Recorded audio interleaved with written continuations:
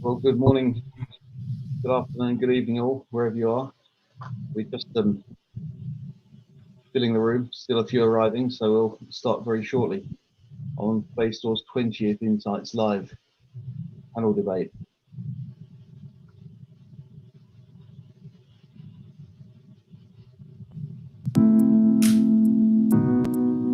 Video conferencing is, more and more, becoming the way we meet.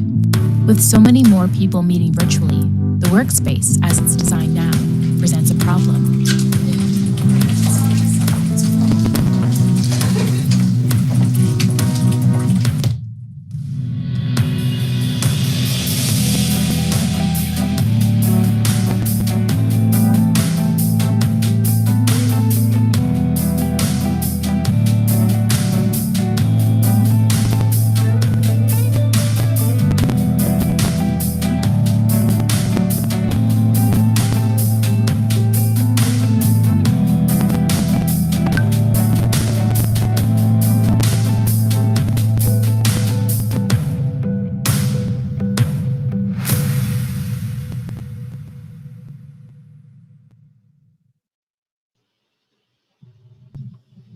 Okay, well, welcome everybody. Thanks for joining us today. So this is Space Tour's 20th Insights Live panel discussion, and the topic is "The Office Won't Die, but Just Keep Evolving." And very pleased to welcome our panelists today, Laura Walsh and David Hayburn and Mirko. And I'd like to introduce my co-host today, Russell Kingston. So if we can just give some introductions and a quick bio. I'm Nick Baxter from Space Store UK, dealing with the UK and EU regions. Very glad to be hosting this discussion. And Laura, you lead off. Yeah, thank you for having me. I'm Laura Walsh. I am the Senior Director of Global Real Estate and Workplace for Avid Technology. And if you're not familiar with my type of role, I work for Avid Technology and I manage the real estate and workplace on their behalf. So we have about 30 global locations of mainly office space throughout the world. So we have a presence in US, EMEA, and Asia Pacific, and we're looking at how we are moving our workplaces forward in light of COVID and the next chapter. Superb. Thank you. So wide experience. I think you also represent some of the professional bodies in your region. Yes, I'm very involved with Cornet Global and a lot of people in similar roles to mine. We end up having a lot of these types of conversations. What's the next chapter for workplace, and how are we keeping our employees safe and also productive in the current circumstances? Sure. Thank you. And we work across the slide there, David. Great, yeah, thank you. Thanks for having me. My name is David Hayburn. I work for Edison Spaces, a flexible office space operator based in the greater Kansas City area in the United States. My background is quite varied. Had experience in nonprofit doing creative placemaking, in the real estate industry in both residential and commercial, even banking. Worked in flexible office as well for international flagship operator, but currently working for Edison Spaces. Really seeing kind of where the opportunity lies within the flexible office space to grow amidst the changing dynamics post-COVID, where flexible office I really think will become a much more permanent portion of the office space industry. So looking forward to the conversation to kind of try to navigate through what will become the new normal, or what the future of work will look like. So thanks again for having me. Thank you very much for joining us today. It's a great perspective. Flexible space is one of the key possibilities, I guess, we're all looking at going forward. And Mirko, tell us about your work around the world. That's right. Good morning, everybody. I'm thrilled to be here. My name is Mirko Wanders. I'm a design director with Gensler in our LA office. Yeah, you mentioned it. I worked and lived around the globe. I'm originally from Europe, then found my home in LA, but also lived and worked in Beijing in 2010. That was an interesting time, let me tell you. You probably remember. I am with Gensler for almost 10 years now, and in the workplace studio. My training is really architecture, but kind of like bringing that thinking to the interior world is actually quite challenging and inspiring, and super fun. So whatever I picked up over the last 10 years in that perspective, I'm happy to share today. That's super, and we really appreciate it. And Russell. Thanks, Nick. So I'm Russell Kingston. I'm the Managing Director for the US side of the Space Door business. Been involved in workspace and interiors for 15 years now. And this current time is a very interesting time for me. I guess it is for everyone, but the way that this whole chapter has opened up this ability to experiment in a way that we haven't done perhaps on such a scale before is very exciting. So very interested to hear what comes out of the panel today. Brilliant.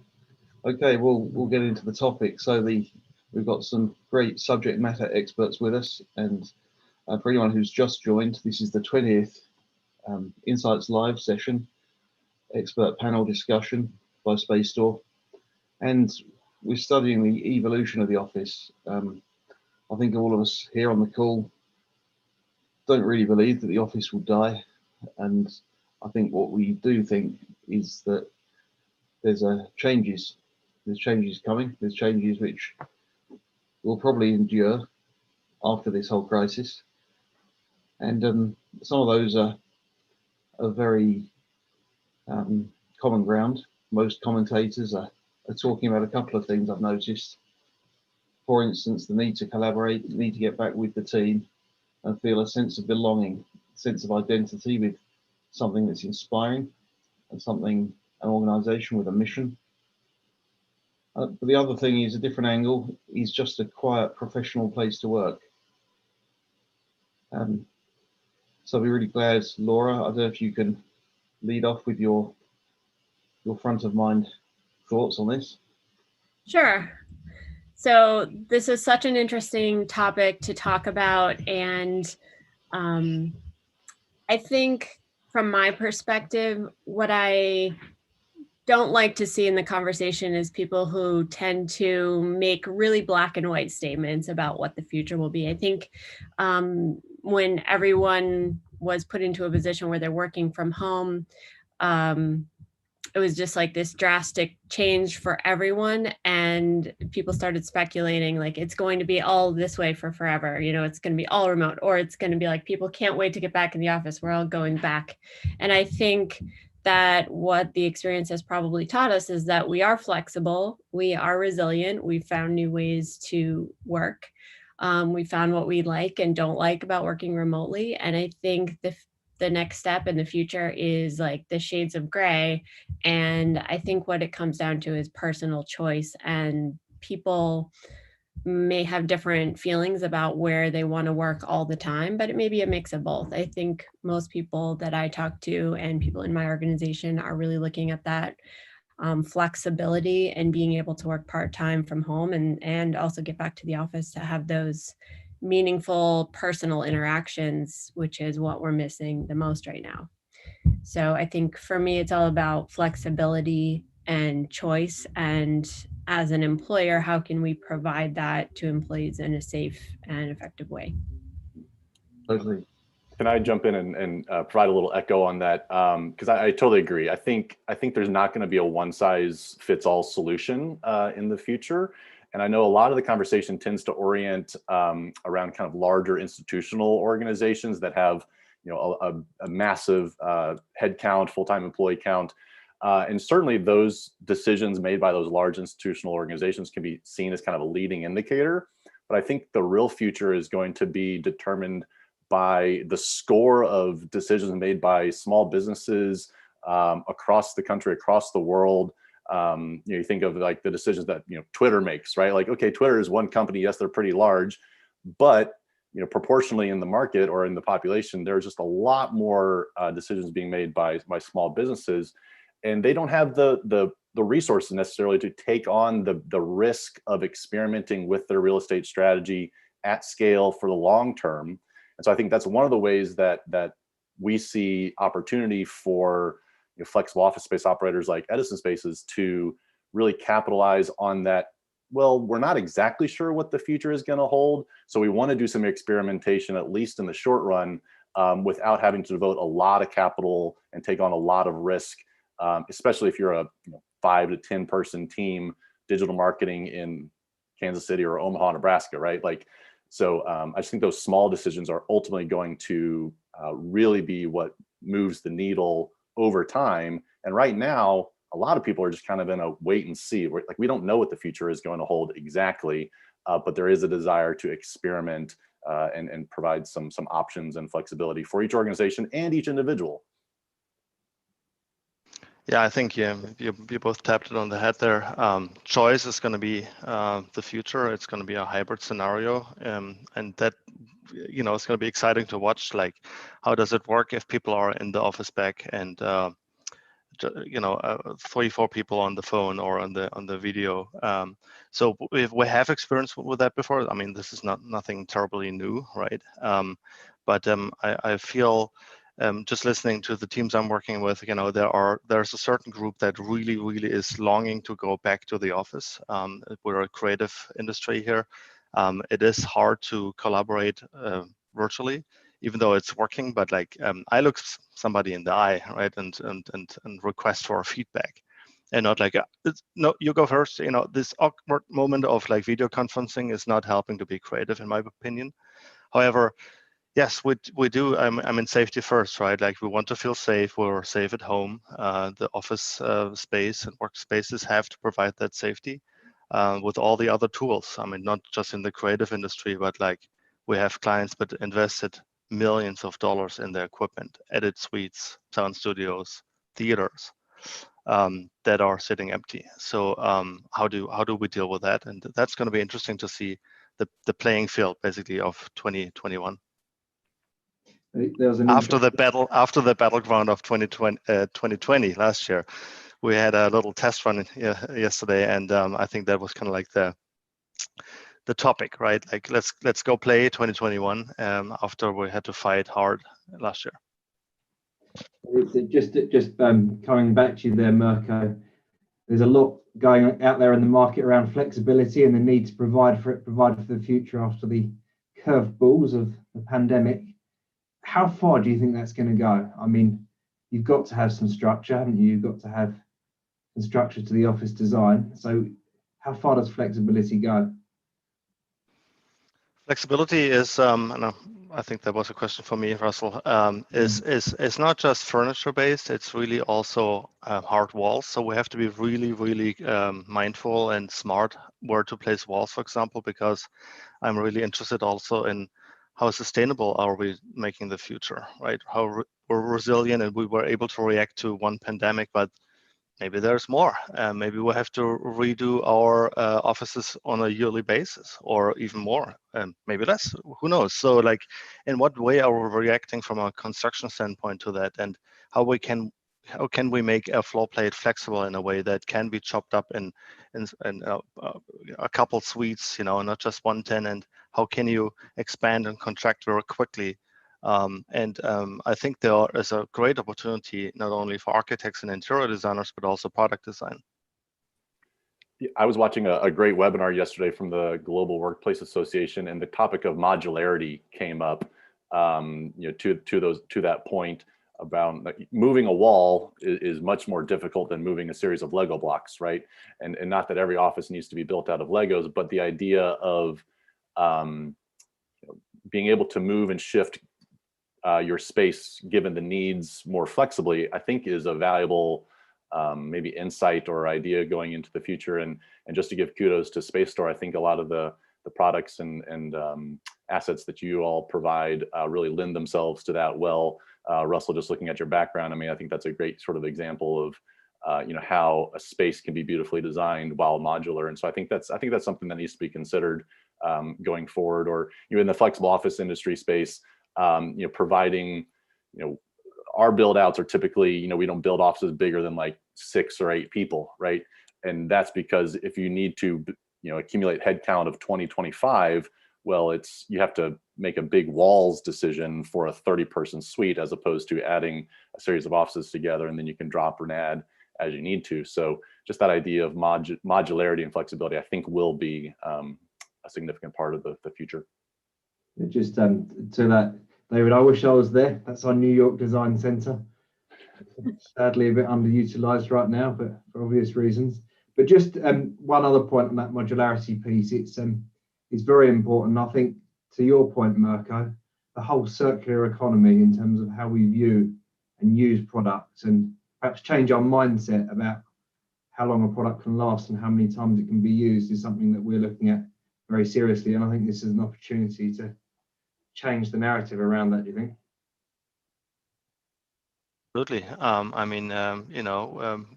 USA is back in the Paris Agreement, so rah, right? Like let's put this to action. And it's just it's very troublesome that we had to fight a pandemic. I just see how much trash we're producing, with takeout dinners just to start, like working from home. I just would just daily walking to the trash can, and I feel like we have to attack that in any way possible. Even working from home, like what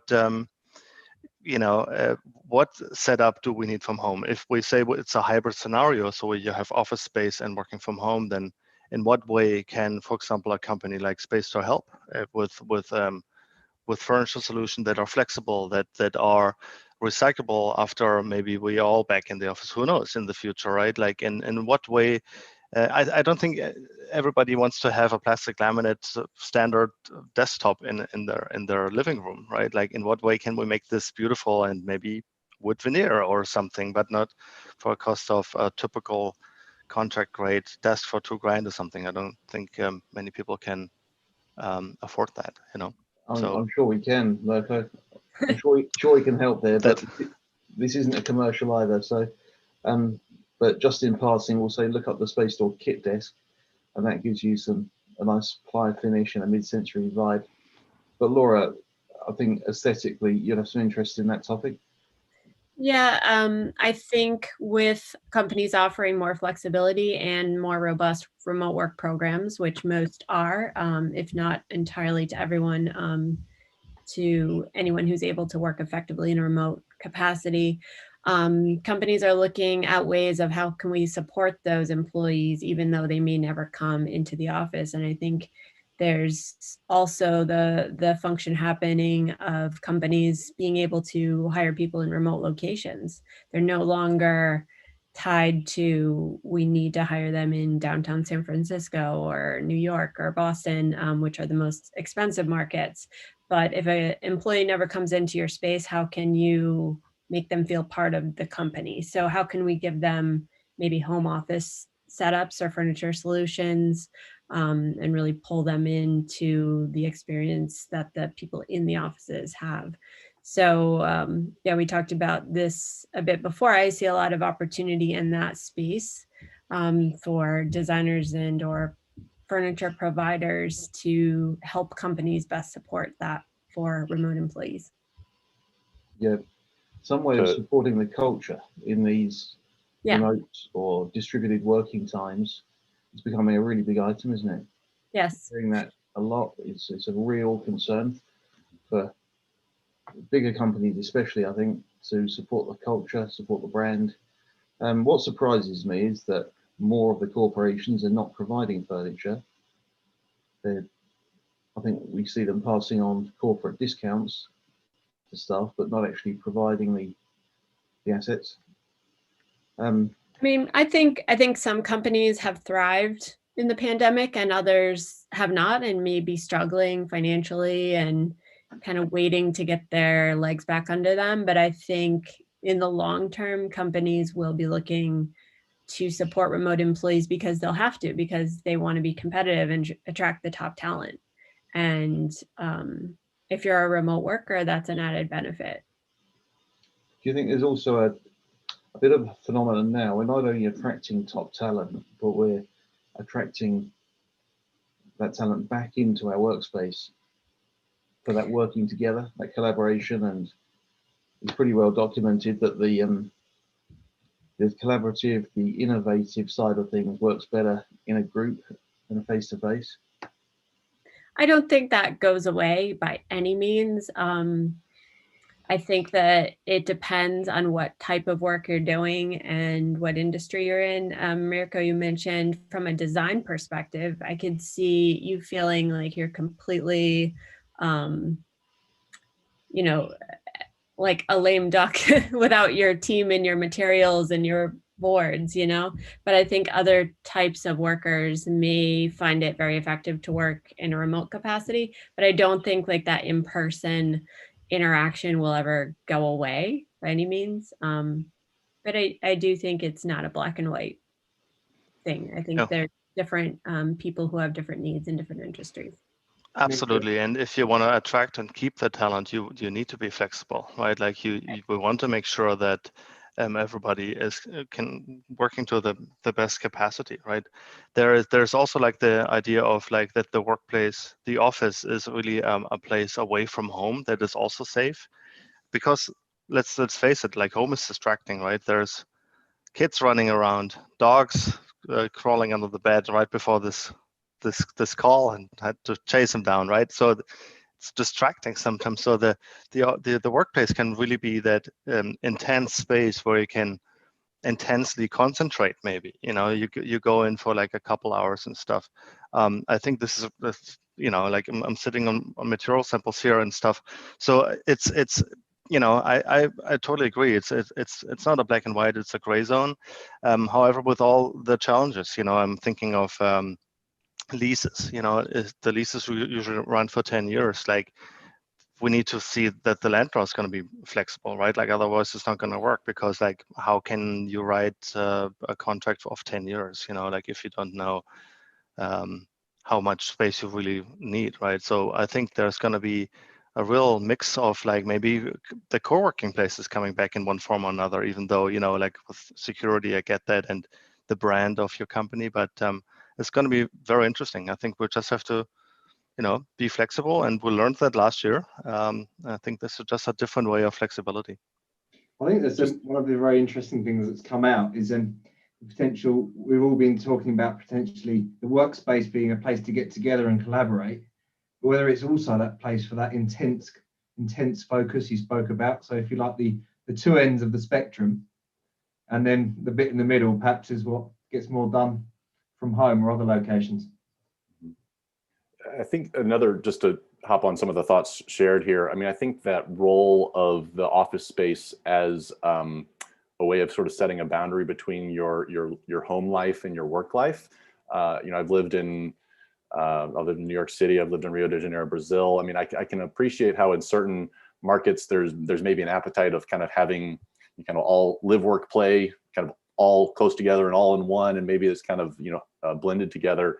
But I just think like culturally, that's maybe a little bit different in different places. I know anecdotally from talking to friends and colleagues here in Kansas City, like there's a greater desire to have like home is my home, work is my work, right? And I go to the bar and play or whatever, you know, in those places. And there's a little bit more of a desire for a stronger boundary between the two or the three.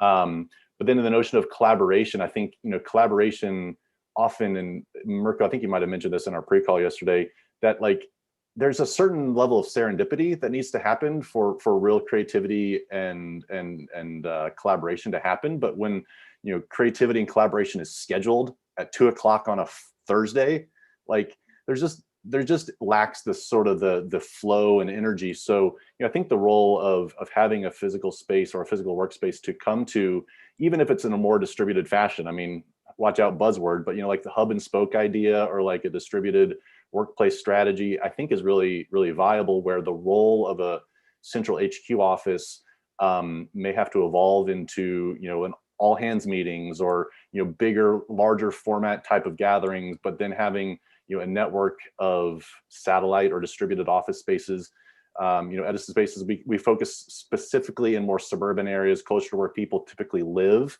to be able to provide that kind of spoke gathering place, or maybe that's where the sales and marketing team operates 4 days out of the week or something like that, right? Like each organization just needs to take a deeper dive into, what are the workspaces that you really need for each individual, the behaviors that you're trying to achieve, the outcomes, the work styles.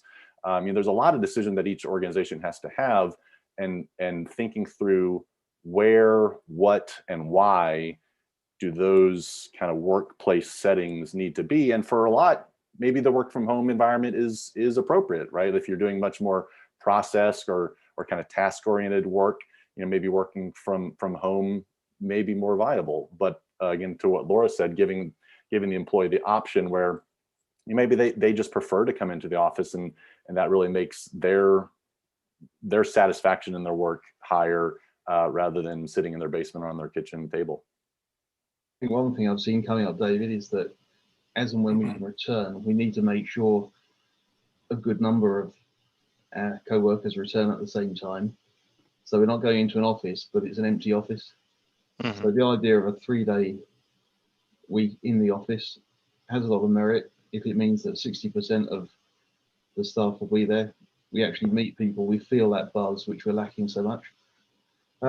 We've got a number of topics then that have come up. We've got the fact that the different solutions and ways we handle this are going to be varied and fragmented. Got that sense of agency, and the right to choose has come out strongly. It's not so much that necessarily I want to work at home, but I have the option. Flexible and resilient design going forward.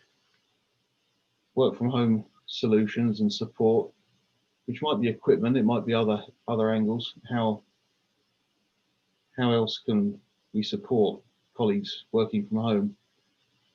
And then supporting the brand and attracting talent. And we thought we'd involve the audience at this point. We've got a good number on, and run a little poll of some of these factors, one or two others. I just ask everyone to tick those items on the screen now, which are going to be used, going to be influential in designing your return to work. And we'll collect the results and share those quickly. It's a very interesting point, Laura, that you raised when we were speaking yesterday. Prior to the pandemic, when we're looking at workspace, it's very much been thinking about what if we grow, what if we need more space? Is this enough space for the term we're here? But we're actually in a situation where we may want to expand or contract within that term, and a lot more flexibility around our real estate provision, not necessarily co-working, but that buildings as well as furniture solutions being designed around that sort of model. Yeah, I think it's just one thing that has struck me in looking at all of our office locations we have around the world and how they have been designed, built years ago prior to all of this. And I think that the smart thing to do when you're thinking about building new office space is always think about, well, what if we grow? What if we need more space? What does that look like? And how would this design, expand? Usually people don't want to think about, well, what if we contract? What if we need to save money and give up half of our space to a subtenant? Or what if we need to get out of this space that we have? And I think it's a smart thing to do, think about both scenarios when you're designing. And for a company like mine, a technology company, we invest a lot in heavy infrastructure.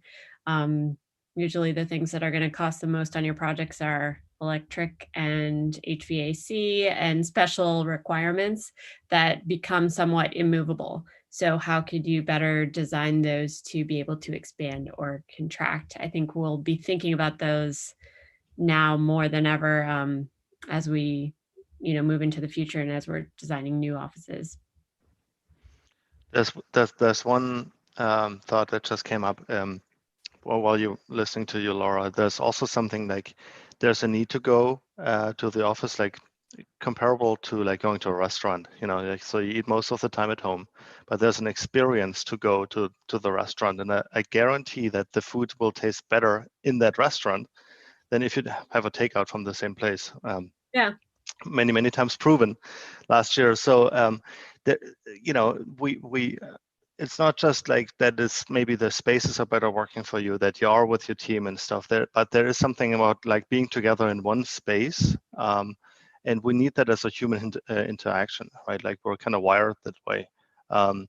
Sure, flexibility and stuff is great, and we've done this over the last decades, to work from Asia on a project in the States and vice versa and stuff. So all that is possible, but then there are those key moments when you have to be in a room and look each other in the eye and like, okay, I think this is what we made the decision. This is the right thing for this project. We're all in agreement, and we're in the same room. We smell it. We feel the climate, and I think that is something you can't take away. So being flexible in the spaces is one. The other one is like the brand, the character, the experience is absolutely important. We had a really good point made in one of our last webinars, if it's the second or third last one, that the very reason that this pandemic is so hard to control is that as people, we need to get together. There's no question about that. Now, I wonder if we can share the results of that poll. Oh, that's really good. So collaboration spaces gets 80%. It's the big driver, and strongly followed by safety, of course, and distancing, indoor flexibility. I just have a curiosity, collaboration, but to Marco's point, like just the point of camaraderie, like I think that might be embedded a bit in the responses around collaboration, is just the human desire to be connected to one another, for a common purpose. And even if that's in the work setting, right? Like I think, that is a really critical factor in what draws us to what we do every day, and doing it with the people that we're doing it with, right? So I wonder if that's kind of embedded in the notion of collaboration spaces, not necessarily just focused on a project, but we're in the space where this is our team, this is what we're doing together. If I need to have that serendipitous, conversation, I can, because I think that's really valuable. I think it's very interesting seeing these poll results that safety is obviously very high up there, 66%, but just close behind it is a shared mission and purpose.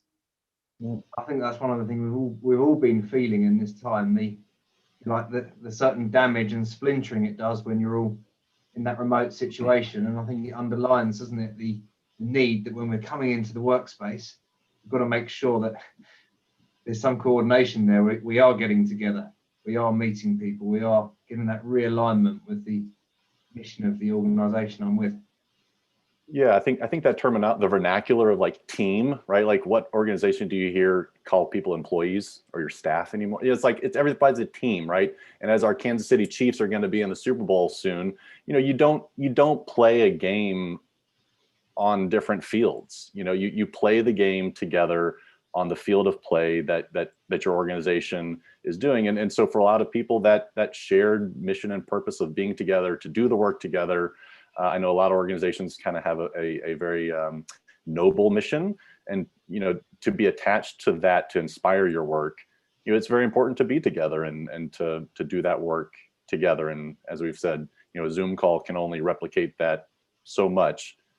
So I do think that role of an office to cultivate that mission and purpose is really important. I think it's very interesting that out of this poll, personal storage and how that's handled is something that's quite low down. There's 14% there. Your views around how we handle personal space and storage, Laura? I was just looking at that, Russell, that the storage is actually the last one coming back. And I, for myself, my desk at work is trashed, right? Like there's a lot of stuff that is back in the office. I haven't looked at it for a year. So I don't need it, right? So I think there's something that we learned, that we can use digital tools and Bluebeam to review plans, for example, or, do you really need to print? I think I had the urge to print something 5 times last year, and that was it. The rest you can send to Anyway, I mean, there's just tools you can use, and that all that clutter, yeah, is going definitely away. Yeah. Paperless office, it's finally here. What do you think, Laura? I mean, I think it's interesting. Maybe that's just not how what people are thinking of as top of mind now, because we have bigger issues to solve. But I mean, we're thinking about, in a more mobile environment, how we can store things better, and I mean, we have a situation right now where pretty much everyone pre-pandemic had an assigned seat. Many companies use somewhat of a hot desk model. We didn't before this. And now we're looking at just workstations all over the place, full of stuff just sitting there. And they've been sitting there for almost a year now, which is crazy. So we're definitely looking at how we can store things better and make things more efficient when we come back. There's another one that we didn't get on there, I don't think, but it's quite a big topic. It's about the hybrid office, which really is complement to the hybrid work week, isn't it? And how we're going to cope with meetings which are like this, but then they're half in a meeting room as well. And there's quite a few considerations around that, I think. You probably got some thoughts about that one, Mirko. The hybrid office, yeah. I think we have to see. Right now, working from home works because everybody has to do it. So we're basically all together, being separate. Before that, we're all together, or 80% in a space. Hot desking, I was never a fan, to be honest. To be frank, I like to have my desk, and then I know that this is my mouse, and I left it there, and so it's kind of like, this is mine. This is at least giving me the 6-foot desk, at least, or 5.5, or whatever it is, right? This is where I come in the morning. I don't have to think about like setting up my workplace. But I do understand and we thought about it too. Like before the pandemic, like switching to a hot desk scenario. Actually, our San Francisco office switched to it because office space became so expensive, frankly, right? Like there was we cannot afford a seat for each employee, and then project managers are on site, and project architects are out of the office a lot as well. So why can't we use the space better? And I think there's a learning curve, personally. So at the same time, maybe there are more project rooms that are used for each team. So maybe that's a flexibility that might work for some teams or industries better. Amanda, you talked about the very expensive equipment, right? So if that expensive equipment is surrounded by maybe some flexible space that can be hacked by the team very quickly, I think that it's okay to have not a desk, but you have the stuff on the wall or on the server there, or on your cutting table, and I think then this hybrid scenario can totally work. I'm actually not worried about it at all. Yeah, again, I'll just go back to, I think each organization has to determine what those assets to provide hybrid or flexibility is, because the need for physical assets, some companies can, they rely on capital intensive assets, right? Big printers, data centers, I don't know, whatever it may be, but like really capital intensive assets. And so having the ability to come to that and utilize that asset is important.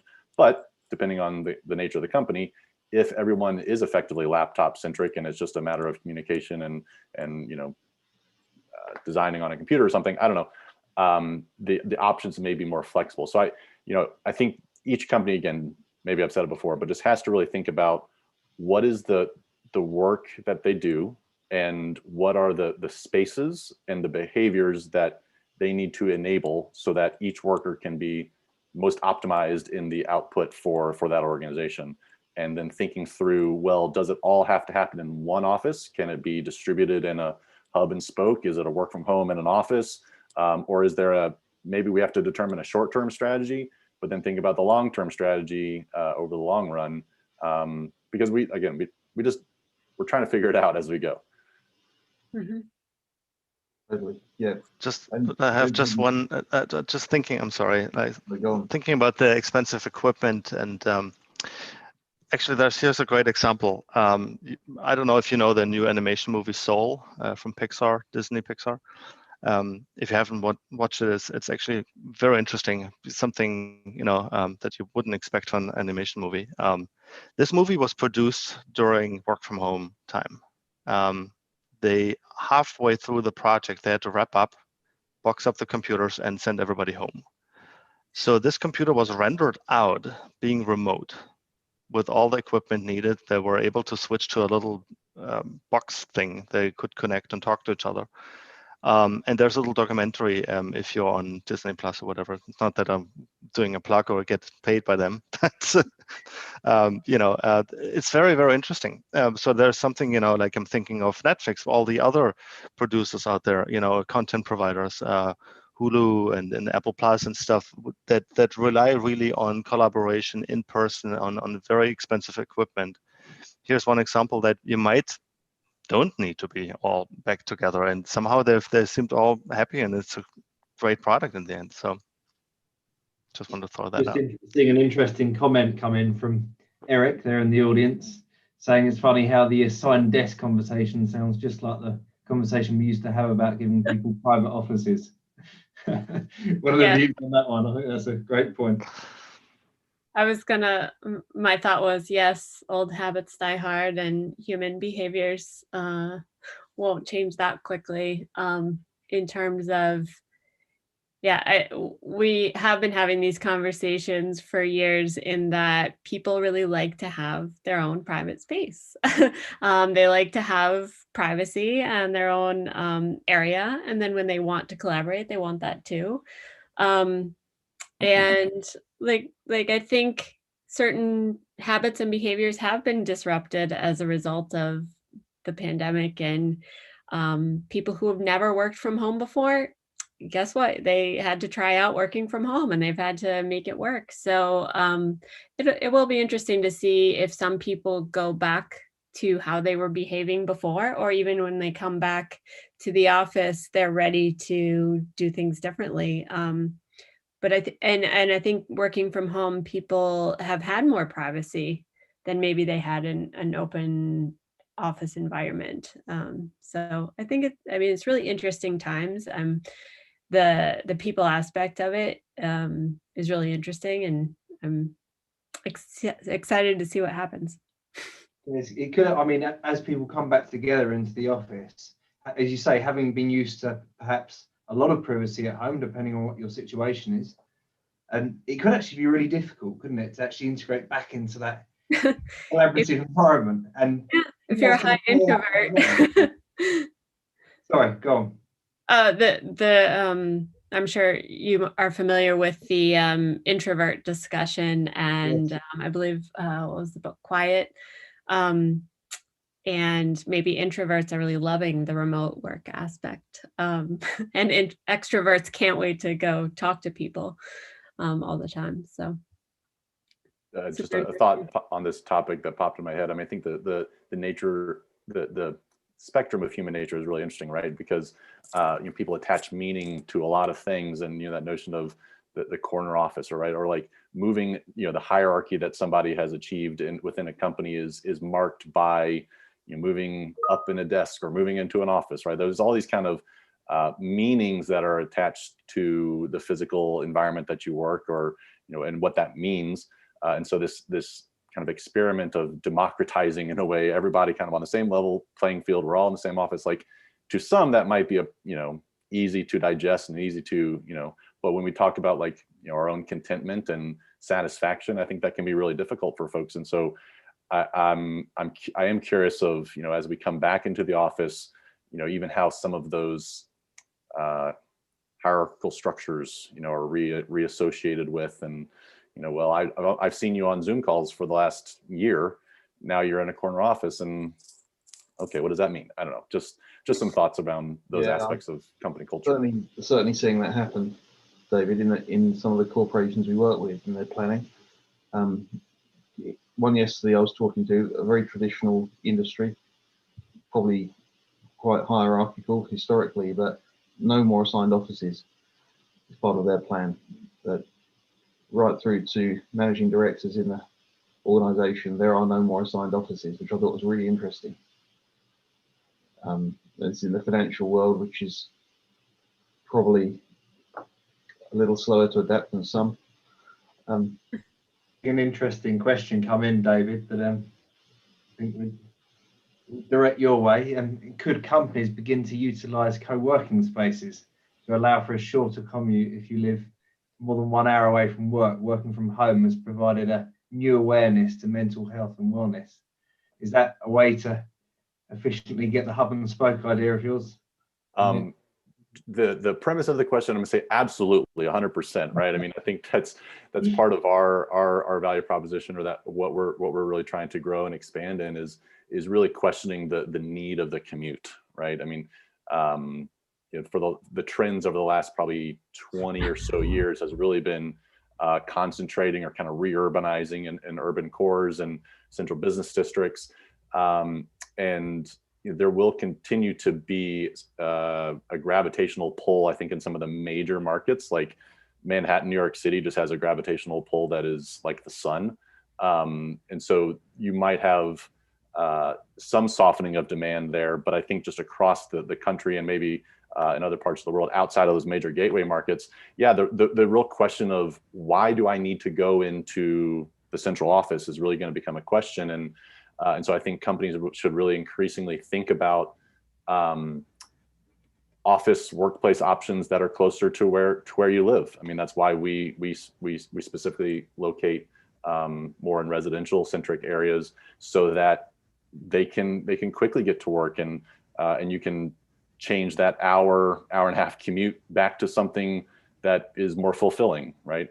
I don't know, maybe people like driving an hour and a half or being on the subway for 2 hours, but if you can turn that time back over to someone to either be productive in work or leisure at home, I think that's just going to contribute to overall well-being and mental health. So yes, incorporate more flexible office options into your workplace strategy. I think you touched on a really important one there, David, about mental health. It's a big thing, isn't it? After what we've been through and still going through to an extent. One thought on that. Sorry, if I can just jump in real quick. So but there is value to time to decompress, right? So I read some interesting articles around like the value of a commute time or transitioning from one setting to the other, right? So currently working from home, I work in my basement. My family's right upstairs. I try to when I shift from work to life, I try to give myself 5-10 minutes, do a meditation, do something to kind of reset my mind. And so I think that is valuable. But I think the question will become, do I need to do it in the car or on the subway for an hour and a half, right? So I don't want to totally throw out the notion of value in the mindset shift from one mode to another. Yeah. But no, I agree with that. 10 or 20 minutes is a really helpful buffer, isn't it, between those zones? Sorry, Marco. No, I didn't want to interrupt, Nick. I couldn't agree more, David. We need to be mindful about that. We're not burning out our, folks and coworkers and teams, because what I see happening is that we actually do work more because we are reachable at any given moment, right? So it's very important that we set ourselves boundaries and ways to kind of recoup energy. I for myself was almost burned out at the end of last year, right? Like I was really longing for the holiday season, like to have like a week or two off, because done, right? Like it's just long work hours, and yes, you're flexible at the same time. Look at your calendar, and you have like 10 hours Zoom calls scheduled a day, right? When do you do your work? So I think we have to be strict and be also flexible with our teams to say like, no, actually, it's 5 p.m. It's 6 p.m. I have to be there for my family. I will sign on for like another hour or so at 9:30 or so, right? but that has a toll on everybody, because you don't have that traditional jump in the car, half an hour later you're at work, and then you do the same thing at 6:30 at night again. And it was a clearer boundary. And I think we have to learn to give ourselves that breathing room to recoup energy and to be healthy in the long run. Yeah, I think that's it probably plays to a question we've got there from Rick about the economics, the opportunity to make great savings, to leave the team distributed, working remotely, if you can end the lease. And of course, there's dynamics around that, lock-ins for 10, 15 years. But if you could end the lease, budget-wise, sure, there's a lot of attraction. But actually looking after the team has to play a big part, doesn't it? And I think that's one thing I see a lot of common ground between commentators and the predictions, is that we've got to look after people in their whole life. Sorry, Laura. So I saw this question and I was like, I need to answer that live because that's too much to type. Yeah, you're giving kind of an example, a company who has 50,000 square feet and now they only need 15 because a lot of their people are going to be going remotely, working remotely long-term or more flexible, and we need much less space. I mean, this is reality. We're looking at doing that in a lot of our locations. And Rick, you're saying the effect of that on, landlords, leases, like the monetary impacts of that for them are big, which I agree with. This is a disruptive phenomenon. I think things like one thing triggers another, because just like when people say all those jobs are going away because new technologies are emerging, well, new jobs are popping up too. So if we're needing less office space, that space over time is going to be needed for something else. Maybe we don't fully know what that is yet, but I could just see if people are working in the office less, maybe they want to go gather with friends or family or, in a social aspect more than they did before. Or there's different types of space that springs up, like co-work space and things like that. So I think it's a disruptor. It will have an effect, but I think eventually new needs for that space will occur. People will innovate. I don't know what the timing will be. I'm not ready to speculate on that, but interested on other people's thoughts on this. Yeah, I agree. I think there will be some shifts in the market. I think there's a lot of anxiety right now, just across the board, and kind of how do we navigate through this. And so, yeah, I think I've seen some other comments. I mean, media outlets are paid to write headlines that make us click and like, wow, that's really sensational, and make these predictions, right? And so I think there's just a lot of fear and a lot of anxiety, and kind of what is the future going to look like? If I'm in a real estate industry that depends on having these long-term leases, like that's kind of predicated on the success of my business. Like, yeah, there may be concern right now, but do we know the real impact of what will be in the market long term? We don't. But I think, Laura, your points are well founded, that there will be an effect. We just don't know the scale of that right now. And so, some of us on this call are trying to position ourselves to help fill voids and gaps and make compromises and accommodate appropriately. But what effect that has rippling across the entire economy, it's hard to say. I think it's disruption, and it causes innovation and shifts, and someone who was making a lot of money before may be in a tough spot, and somebody else might have a great opportunity out of it. So I don't know. I think it's exciting. I just wanted to call out one of the questions you actually typed an answer to, Laura, in case someone hadn't seen that. The question being, are people going to be more extrovert? And we've been so boxed up for all these months. Well, I would say I know some introverts, and I don't think that they will change much. But I do say for myself and for anybody, when you're deprived of something for a long time and you get it back, you appreciate it more. Yeah. I think about when I had kids and before I had kids, and everyone said, well, make sure you catch up on your sleep and really enjoy your date nights. And, you know, looking back on all that, I was like, it was impossible to like appreciate it the way I do now, right? Because you know what it's like not to have sleep or not to be able to go out for a date. So I think all of this will teach us to appreciate the things that we took for granted before more, which is good. Yeah, well, I think it's a great touch.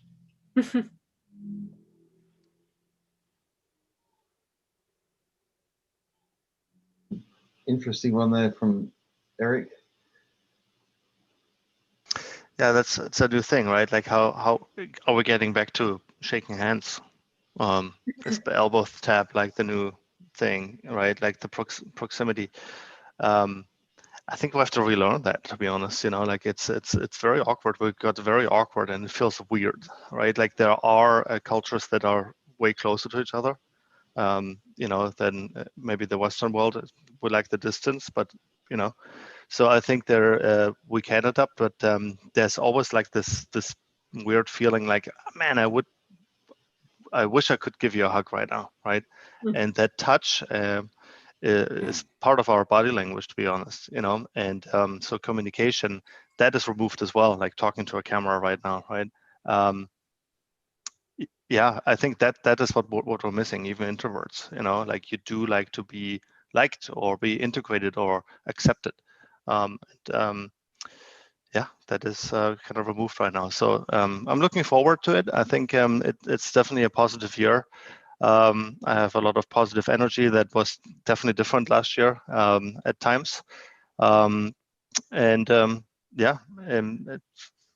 you know, discussing this is kind of like sparking new ideas. So I really appreciate that we also had our chat yesterday to kind of like reflect on things and come up with like a couple nuances that you might haven't thought about it this way before. So exchanging and sharing ideas is really something that will help us in the long run for sure as well. So yeah, I wanted to echo, there's been a lot of really great questions and comments. We didn't get time to get to all of them, but I'm sure myself or anyone on the panel is happy to have anyone reach out if they had a specific question that didn't get answered, because there's a lot of good stuff here, guys. Yeah, no, it's a good shout, Laura, certainly. And we're keen to stay connected with everyone who's interested in this topic. We'll be continuing in February with another similar webinar, and a topic that's coming up today, I think, is one we need to visit, is that really there is no new normal. There is not just one type of new normal. It's very, very different around different roles and industries. As we've said, personality types. So I think that's a strong contender for the next topic. So look out for that later in February. Thanks everybody for joining. Thank you again to our awesome panelists, and appreciate the insights, Laura and David and Mirko. Thanks for joining us today, everybody, and bye for now. Thank you. it was a pleasure. Thank you, everybody. Thank you.